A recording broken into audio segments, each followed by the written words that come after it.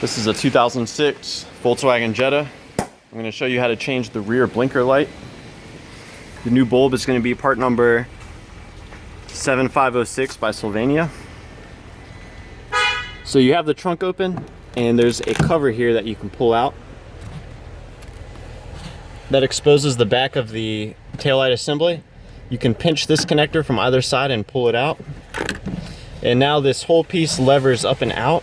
There's a tab here that you push in and a tab on the other side. Once you have that pulled out, this whole thing comes out like so.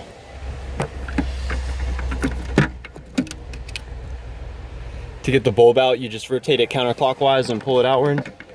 Now when you get it back in, you have to seat the top first. And then you push the bottom in.